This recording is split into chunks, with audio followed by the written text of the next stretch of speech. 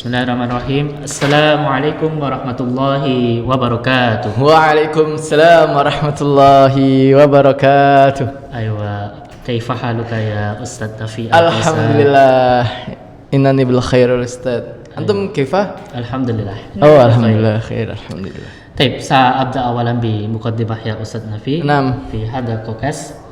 الحمد لله الذي خلق الإنسان علمه البيان. أشهد أن لا إله إلا الله وحده لا شريك له وأشهد أن محمدا عبده ورسوله لا نبي ولا رسول بعده. أيها المستمعون الكرام أهلا وسهلا ومرحبا بكم في هذا البودكاست الجديد. أهلا بكم أستاذ. أيوة أهلا وسهلا كذلك لأستاذ نفي الكوثر في هذا البودكاست. نعم.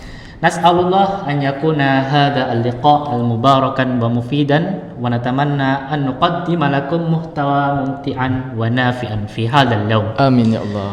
طيب كيف حالك يا أستاذ نفي؟ الحمد لله أنا بالخير. أنتم خير أستاذ؟ الحمد لله إنني بخير. الحمد لله. طيب مستمعون الكرام يسرنا اليوم أن نستضيف الشخصية معنا اليوم يعني الأستاذ نفي الكوثر الذي جاء من فمالان وهو أحد الطالب في جامعة سنن كاليجاga وعسى علينا أن نستفيد في هذا اللقاء معه إن شاء الله. طيب مباشرة يا أستاذ الموضوعنا هذا اليوم ما يتعلق بمناهج الدراسة في المعهد. نعم. طيب مستمع؟ نعم مستمع. أيوة. نحن هذا اللقاء يعني يتكون من بعض الأسئلة من المستمعين.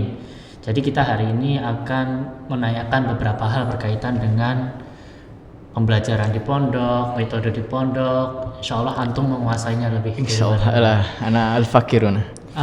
نحن نستعمل لغة إندونيسية أو عربية يا أستاذ؟ أحيانا نتكلم بالعربية أحيانا بالإندونيسية. أيوة. نعم. في السؤال الأول يعني هذا ما يتعلق بالسؤال الافتتاحية يعني من رأيك يا أستاذ نفي ما الاهتم اللغة في المعهد ما رأيك؟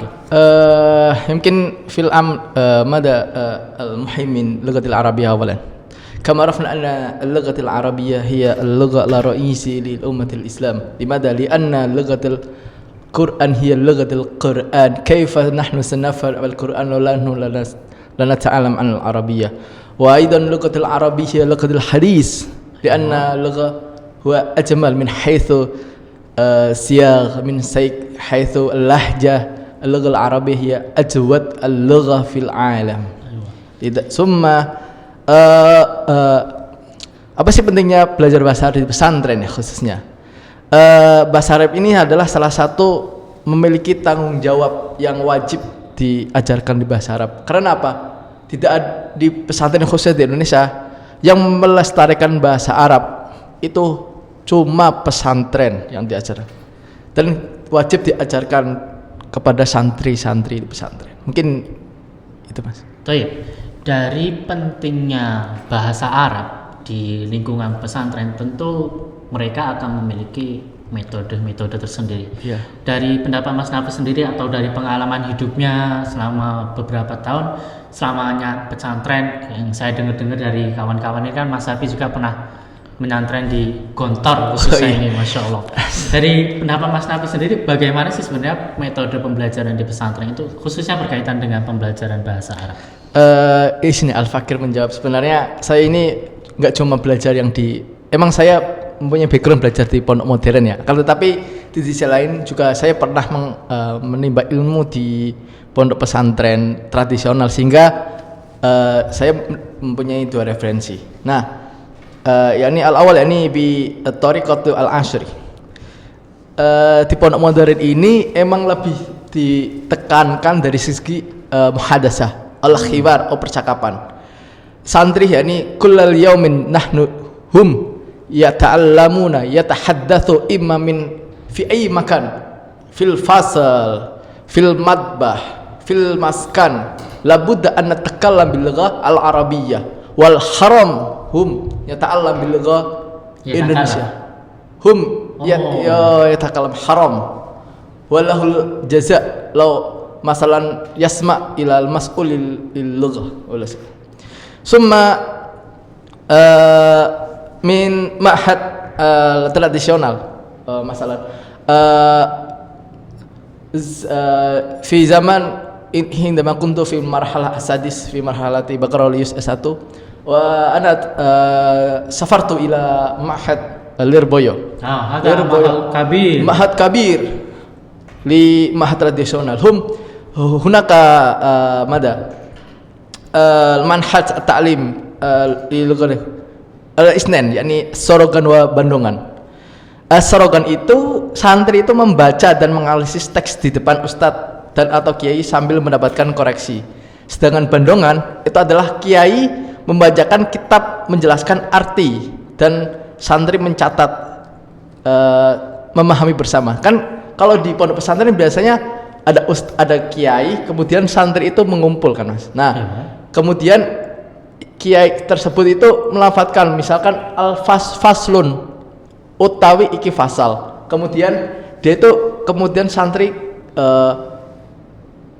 mengapsai, kalau di Jawa itu namanya ngapsai, itu menulis arti yang dibacakan dari kiai tersebut, itu namanya sorogan. Kalau yang kiai membaca dan mengartikan itu namanya Bandungan. Jadi ada dua metode kayak gitu, Mas.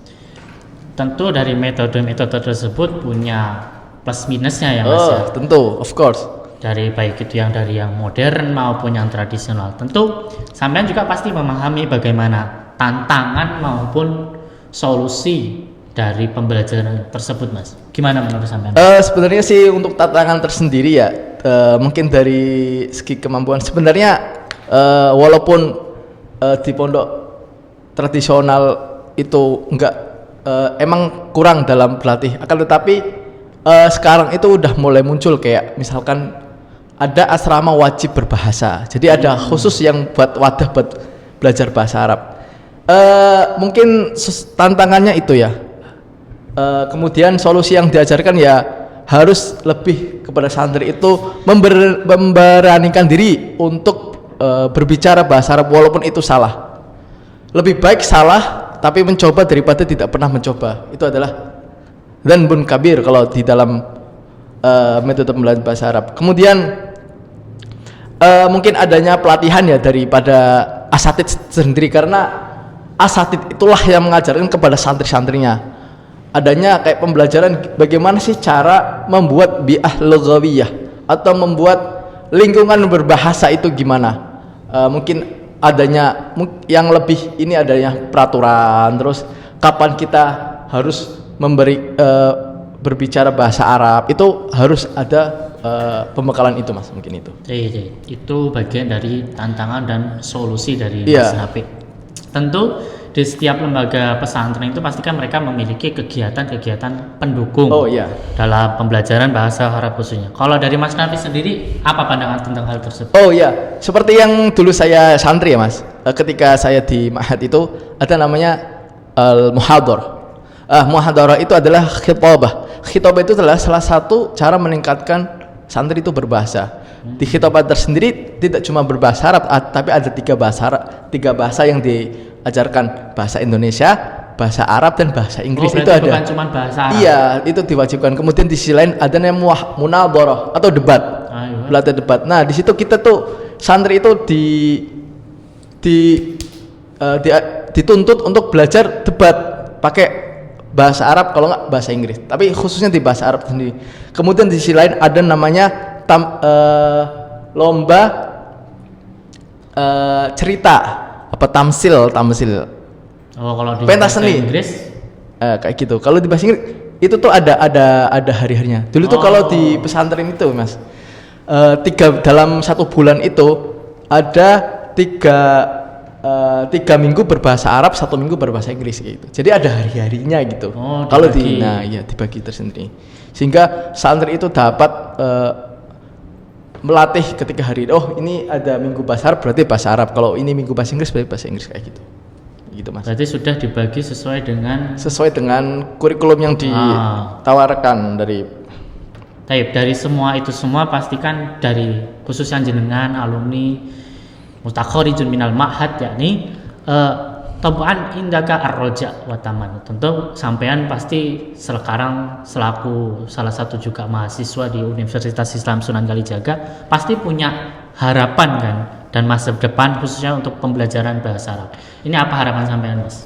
Harapan itu adalah adanya, mungkin dari harapan saya sendiri ya, untuk meningkatkan kualitas pembelajaran bahasa Arab itu yang pertama adanya inovasi dalam metode pembelajaran yang lebih efektif dan relevan.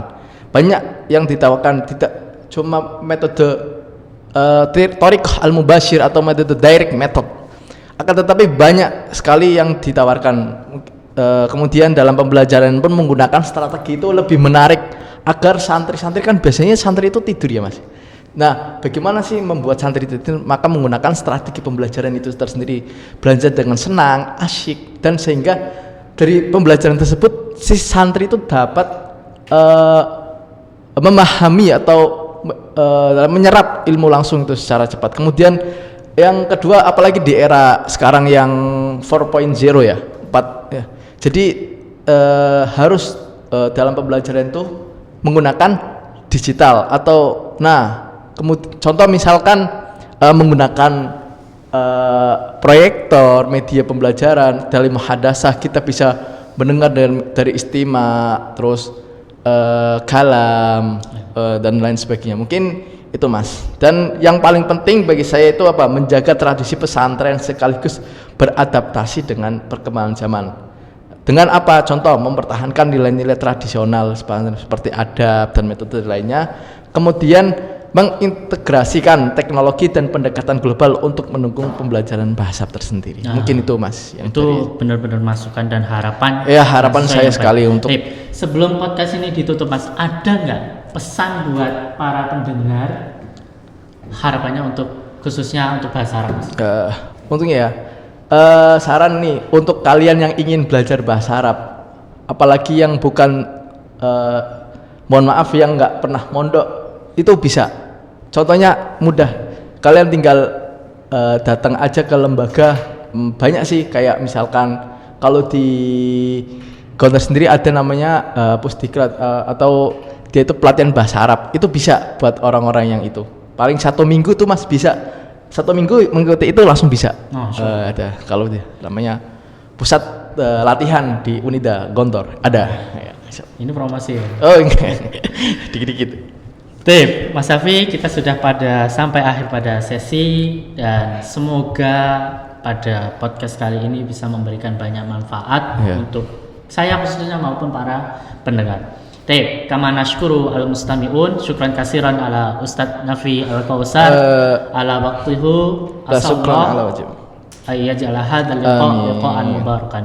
Walil mustami'in la tansawu at-tatabi'u baqiyan halaqatana wa tashariku al-video ma'a asdiqaikum wa zumalaikum liyastafida al-jami'a. Ila liqa fi halaqatin jadidatin qariban insyaallah, wa barakallahu fikum jami'an wa syukran. Ila liqa min hadzal podcast. Syukran. Mas Halim. Baik. Assalamualaikum warahmatullahi wabarakatuh.